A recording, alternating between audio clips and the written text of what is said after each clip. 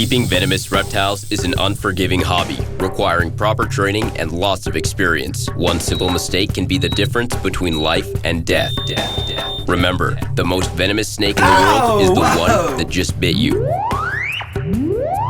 There are no venomous snakes with training wheels. Just because you see viperkeeper handle snakes a certain way does not mean you should try it too.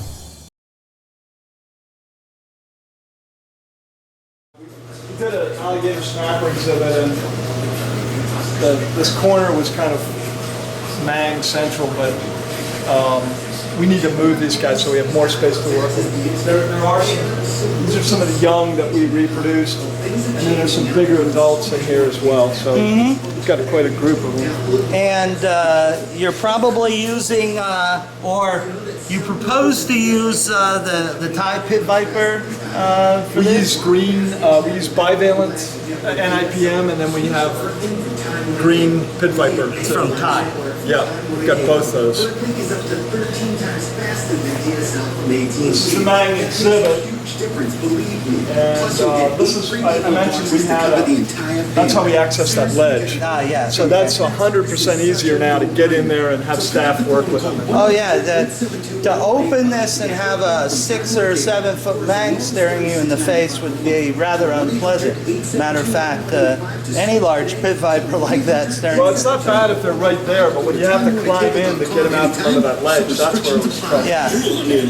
Now, Don, is that ledge stable enough to stand on? Yeah. Okay, so you wouldn't have to worry about injuring an animal if you had to step No, but there. this is really a huge. I mean, we should have done that from the get-go. Now, when you hold up, when you pull them out and put them in a bin, is the bin drier? Do you? Jeff Etling uses like 1% chlorhexidine in the bottom and a little water, and he doesn't worry about. They can just take snake after snake and put it in there because their vets say that the chlorhexidine at that level is safe enough for them to drink, but also effective against whatever you might not want to transfer from animal to animal. If we have to, if we're doing a lot of things, we do different buckets for different things. So Mangs pretty much are used for these things, but we have a lot of these little buckets we can use. Those are fantastic. We do disinfect buckets, so we do have, we use a quaternary ammonia compound. Every day, that doesn't look like it's changed, but every day that's supposed to be mixed up fresh. At the end of the day, we use a sprayer, and we actually broadcast spray on the floor and hose everything. All these drains go to a central drain. And so we do disinfect the section. Tools only stay in the section. And generally, keepers are assigned sections. So we have some isolation. It's not foolproof, but we do have a preventative medicine program. We submit vehicles, we do routine weights, we record feeding. We keep an eye on things. If anything seems amiss, apart from routine vehicles and stuff, we also do schedule. So we have a huge diagnostic ability if we need to. And then any animal that dies, we have a full team of pathologists to go through a whole. Right. Yeah. I Annulated boa. Oh, very nice. Wow. I think this is the one.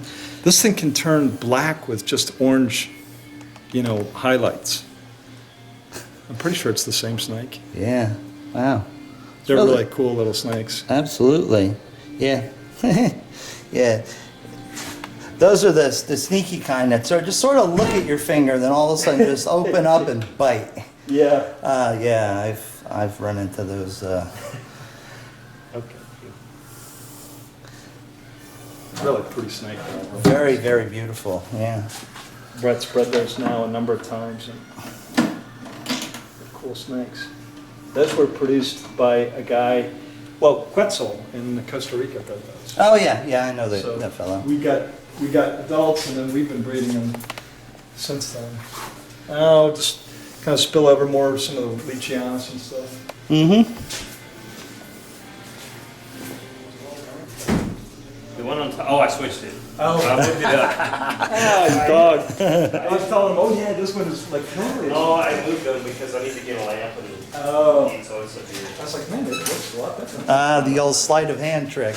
Yeah, I was like, ooh, this one is so cool. But The other one was That up one I on don't care the. about, so I just moved it. That one's pretty too, though. Yeah, but This one is much prettier, though. Oh yeah, that. Oh, The look head at on the that nice thing. black on the Yeah, nose. Oh, that's exciting. very nice. Awesome. Smoky. They are cool snakes. Yeah, there were two You more. know, in the first litter you produced, they were just kind of tan and gray, weren't they? Yeah, there were like two different ones, the dark brown and then there But was then- some orange ones. But then when we saw these, we were like, wow. So there's 13 of these things. All right. There was two more in the vermilion. Oh, we're gonna go in here. Oh, okay. Well, those won't be tough to circle. These are the Heloderma hortum Charles Bogarde. Oh, yeah. Now, this is one of the reasons we want to get rid of a lot of the Heloderm to just really focus. Focus on the more endangered ones. Yeah, in Zoo Atlanta, Brad Locke has a great thing going with those things. Oh, okay. Yeah, Brad's my main contact down there, and Green trees, we'll probably go this way first. Brad's been working with green trees and he came up with a setup for all the tree monitors. This is the nest chamber. oh, It's you access it from the side here. but it's brilliant. It's almost like they're natural in the tree hole sort of thing. Yeah, and he's been really successful at producing a lot of green trees. But we also have black trees and blue trees, and we're hoping to get all the, he's hoping to get all the different tree monitors going. Okay, how did you? You just got screen stuff, and your people just made like a screen cage. We buy these commercially. There's a guy that sells them. And Oh. you could do something fancier, but I mean, Brett pretty much said this is the size we want them and how the nest thing. And Yeah, they don't take up much space, and might be useful for me to keep Jamie's or Western greens in. Yeah, they're great.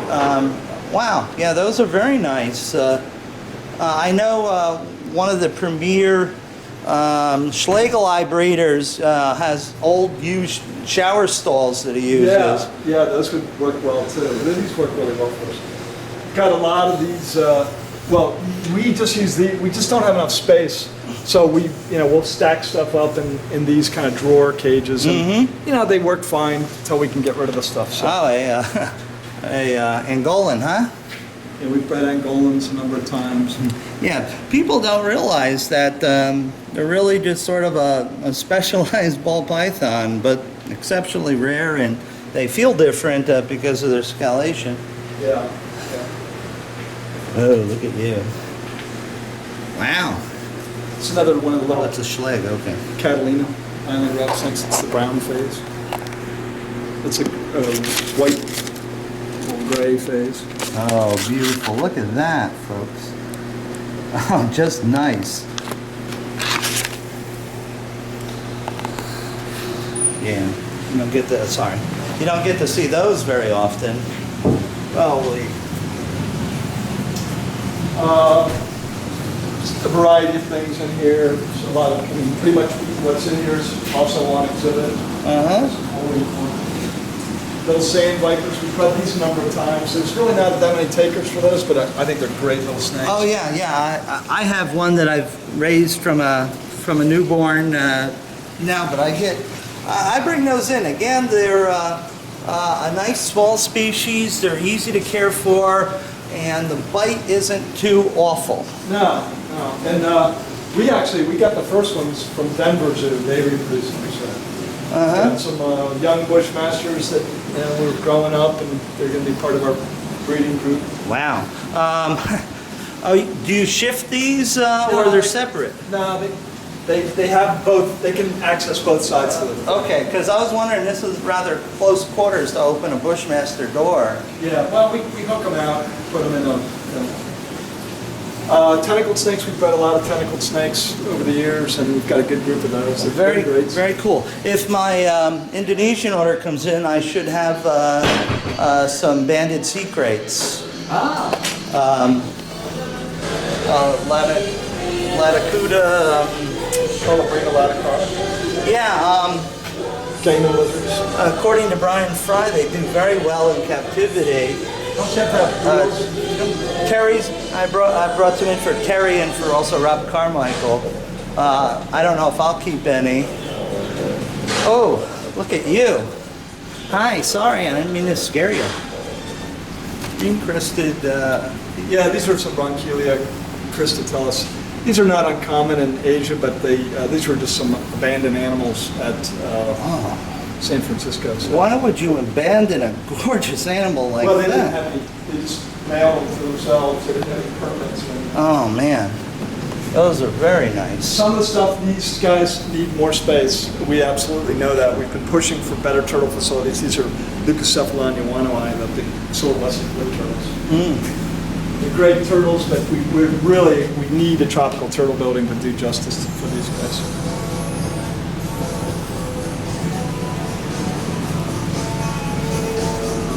Well, a couple rabbit, herpetine. Oh.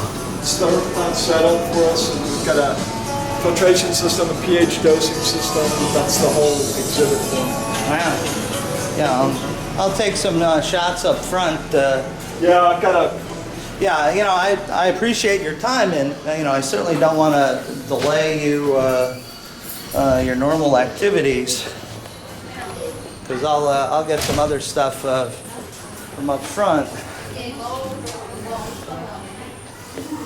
I think there's probably 12 or so herpetine in this thing.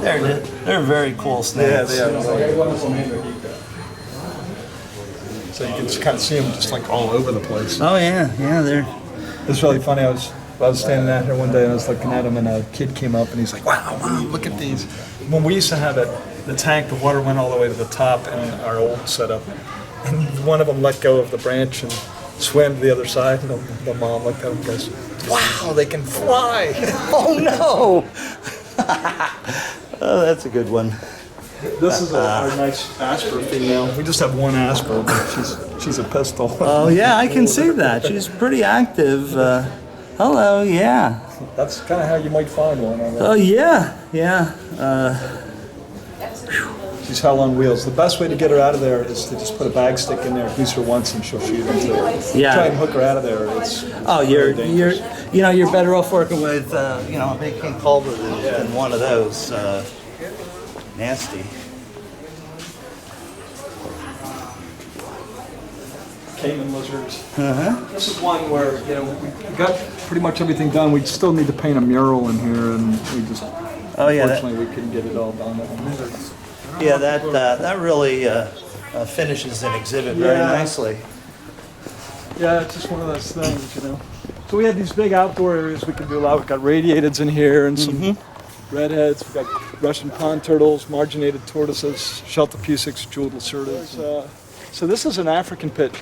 We redid this in-house with our guys and our staff and worked through the horticulture department. I happen to really love this kind of plant, and luckily... Oh yeah, it's... Southern California. So. Yeah.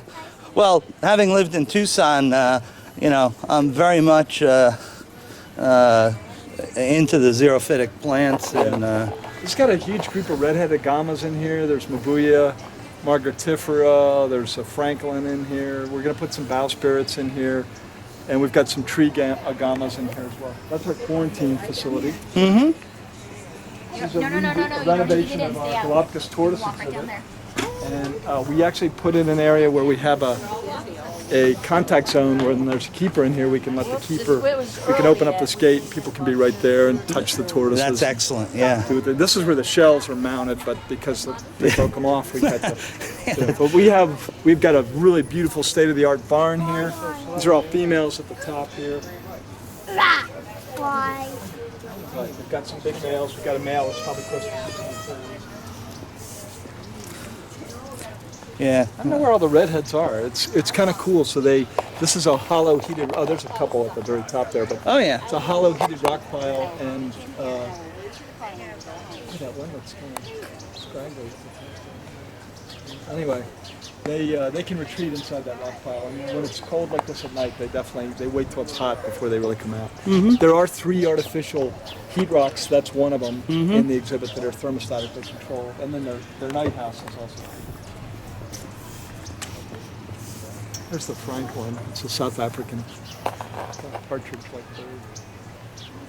There's mainly African succulents in here, but there's things like Oncorina, as well as Gascon, Yalawadia, and there's some other non-African ones. So this is the herd. This is number 5. This is one of our largest galops here. well over, close to 600 pounds. Yeah, I was very fortunate to see hatchlings one time.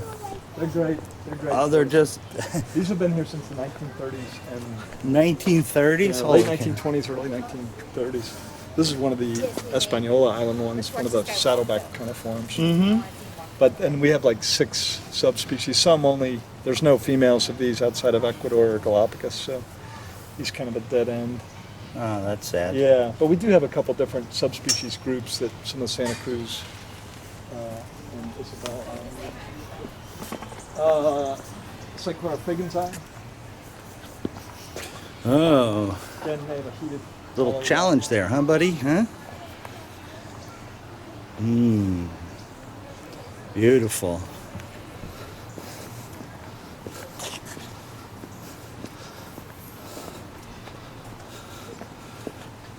Yeah, my next push is in enlarging my quarantine facility. These are Cyclora penguins.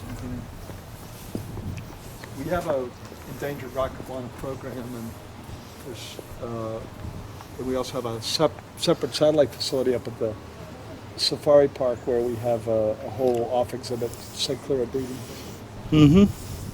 This is one of the, so this is an older park. This is where we're really pushing to get our tropical turtle building in this area, and then we'll have more room for those things like Lucas Upwall and those sorts of things. But Burmese browns are in here. Burmese browns have done pretty well for us. They have a heated bubble. They make this huge mound. It looks like it needs to be remulched, but we've bred them out here a number of times.